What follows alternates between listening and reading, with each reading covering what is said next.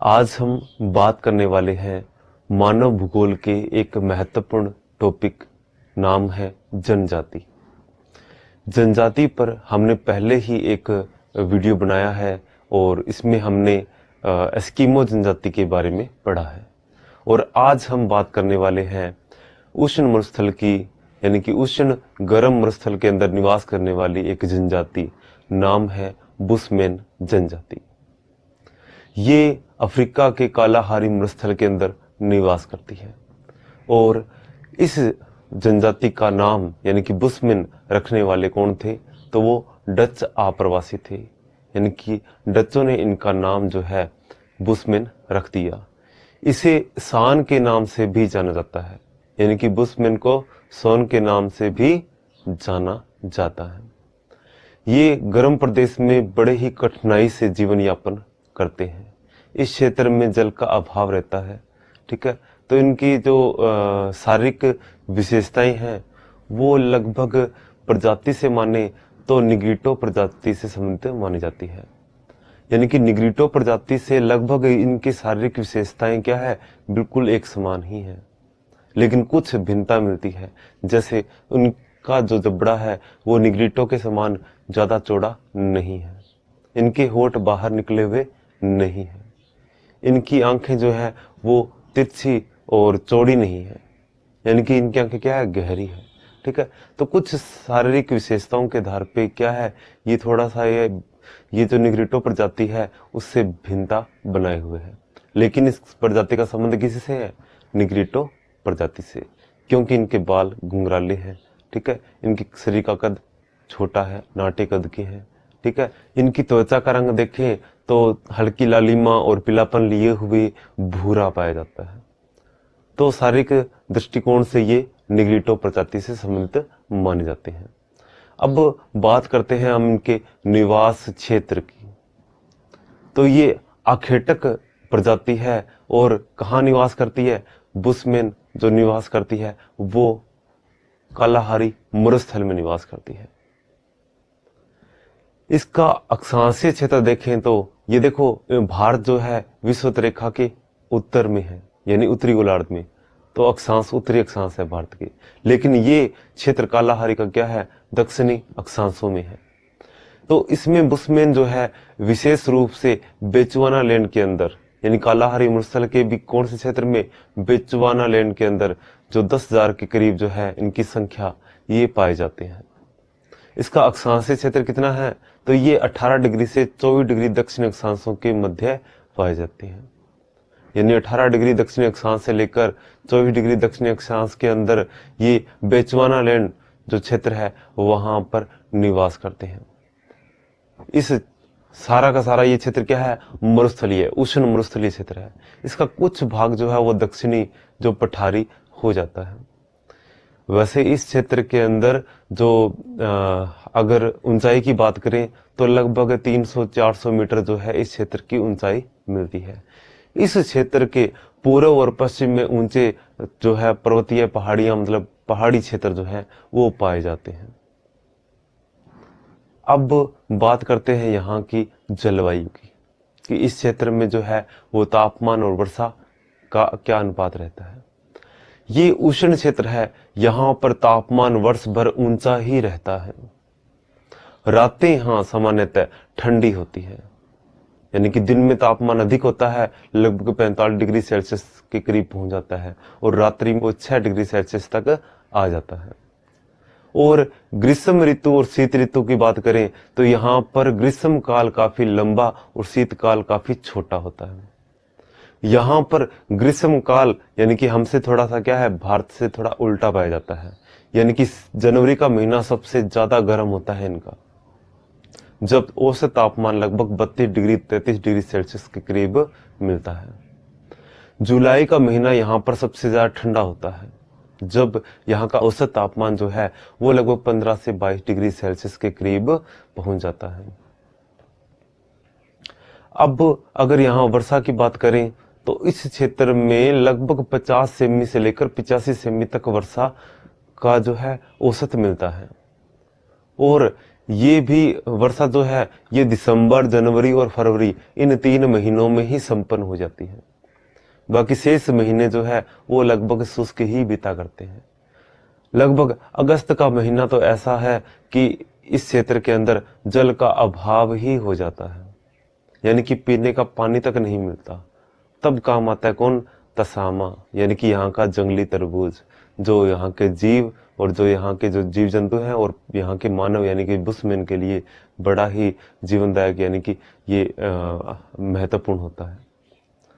अब इस क्षेत्र में वर्षा काल के समय जब वर्षा होती है उस समय जो है अस्थायी झीलें बन जाती है। इस क्षेत्र के कुछ निम्न भागों में जल भर जाता है जिसे पलाया कहते हैं। ठीक है, ये जब सूख जाता है पलाया तो वहां नमक की परत बिछ जाती है।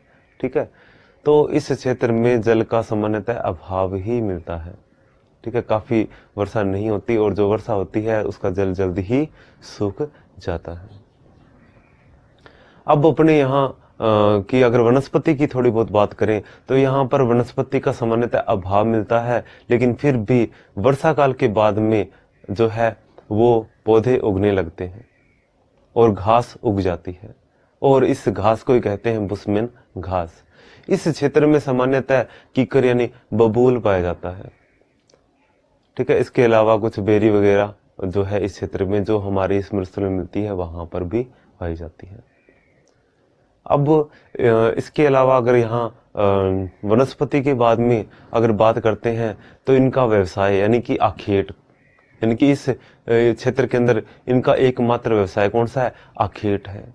ये लोग पशुचारक नहीं है, ये लोग कृषक यानी कि कृषक नहीं है, ये खेती नहीं करते। क्यों? क्योंकि यहाँ पर जल का अभाव है। ये पशुपालन नहीं कर पाते क्योंकि चारे का अभाव है। ये तो बस जंतुओं का शिकार करना जानते हैं, क्योंकि इस क्षेत्र के अंदर वर्षा काल के बाद में जीव जंतु आ जाते हैं जिनका ये शिकार करते हैं। अन्य क्षेत्र में यानी अन्य समय के अंदर ये छोटे बड़े जानवरों का भी शिकार करते रहते हैं। अब बात करते हैं आखेटक के जंतु कौन कौन से है। तो इनके तो बड़े जंतुओं के अंदर देखें तो यहाँ पर जैसे कि गेंडा, हाथी, जेब्रा, जिराफ और है शुतुरमुर्ग जो है यहाँ का महत्वपूर्ण जीव है। अब कुछ छोटे जैसे कि इनसे जैसे शेर, चीता, लकड़बग्घा, जैसे जंगली बकरी, जंगली भेड़ और हिरन, ठीक है, इस क्षेत्र के अंदर पाए जाते हैं। कोदू वगैरह, ठीक है, गनू और खरगोश, ठीक है। इससे अलावा अगर छोटे बिल्कुल छोटे अगर ये जीव जो जिनका ये भक्षण करते हैं, खाते हैं जिनको, ठीक है, तो वैसे ये बड़े ही कच्चा पक्का मांस खाते हैं, कोई सड़ा गला मांस भी खा जाते हैं, ठीक है। इनकी कंडीशन कुछ अलग ही है। अब इन छोटे जंतुओं की बात कर लें तो इसमें जैसे कि छिपकली, गिलहरी, मक्खियां, कीड़ी, दीमक, चींटियों के अंडे तक नहीं छोड़ते, ठीक है। तो ये मेंढक, कछुआ, ठीक है, तो ये चीजें ये खाते हैं, ठीक है। अब जैसे ये खानाबदोश जीवन जीते हैं एक तरह से, यानी कि कच्चा पक्का मांस खाते हैं, रहने का कोई सिस्टम नहीं है, ठीक है। अब बात करते हैं इनके भोजन की, कि ये भोजन के अंदर ये क्या है, सर्वभक्षी होते हैं।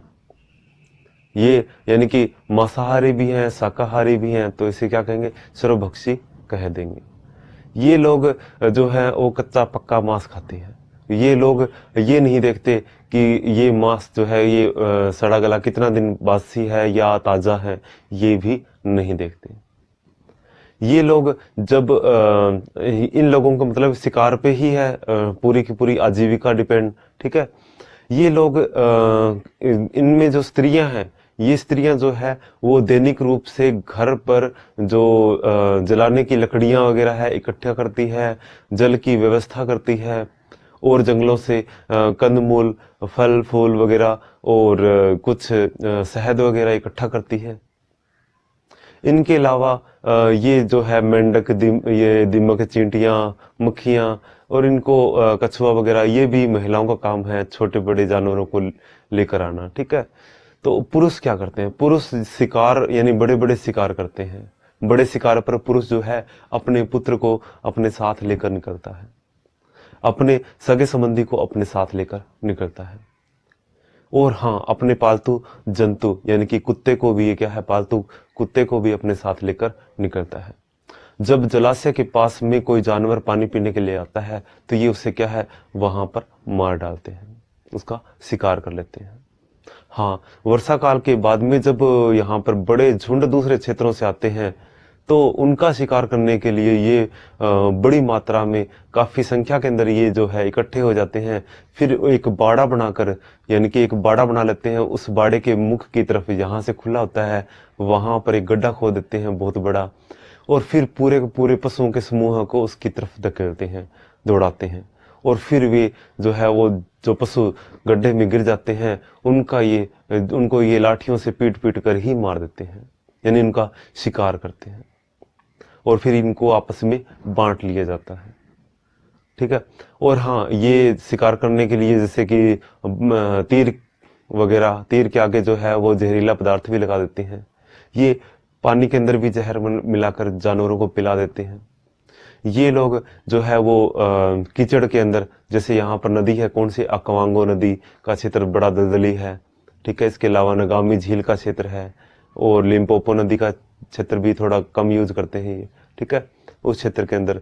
और इस क्षेत्र के अंदर क्या है कि ये दलदली क्षेत्र के अंदर दलदल में पशुओं को फंसाकर भी क्या है, उसका शिकार कर लेते हैं।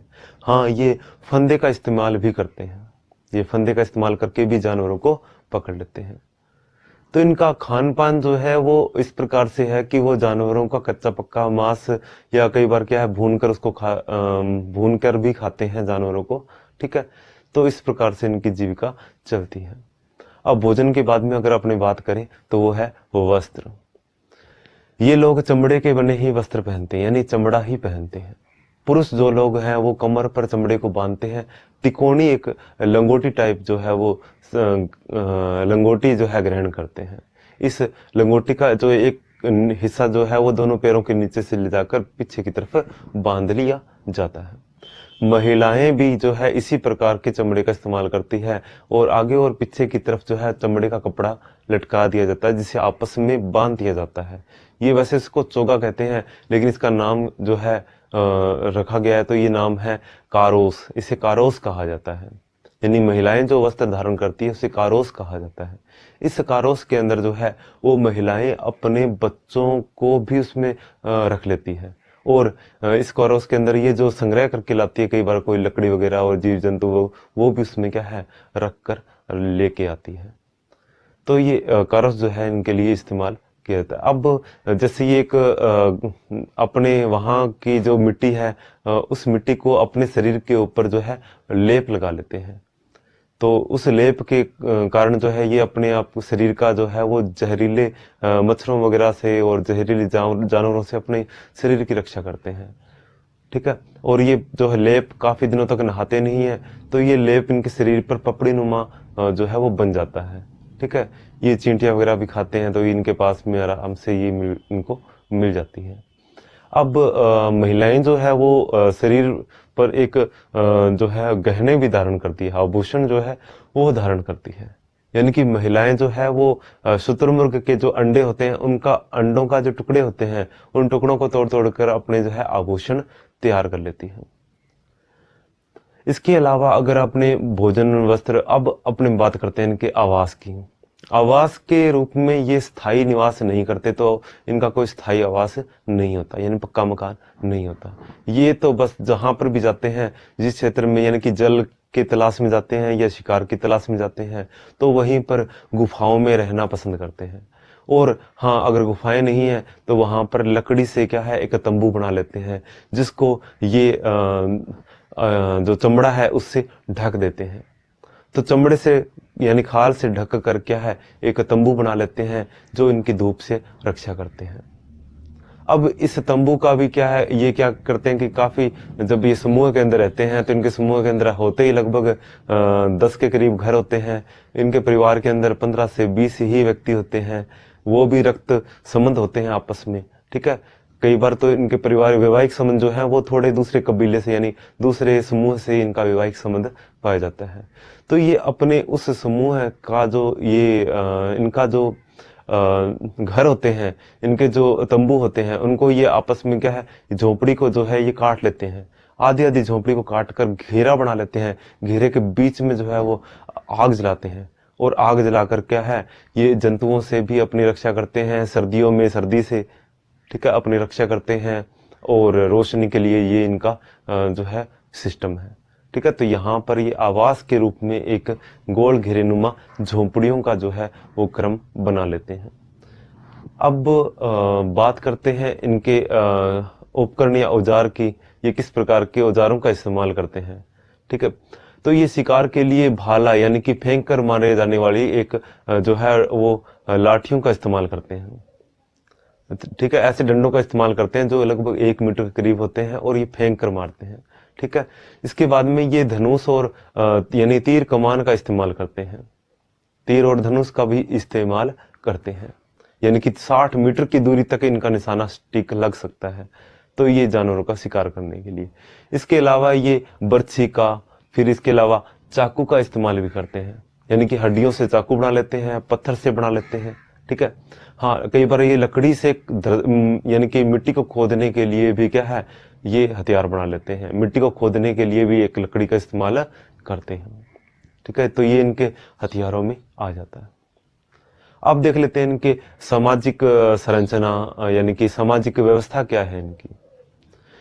इनका परिवार जो है वो लगभग 15 या 20 व्यक्ति ही यहाँ पर निवास करते हैं, आपस में रक्त संबंध होता है, ठीक है। ये समूह में शिकार करने के लिए निकलते हैं, ठीक है।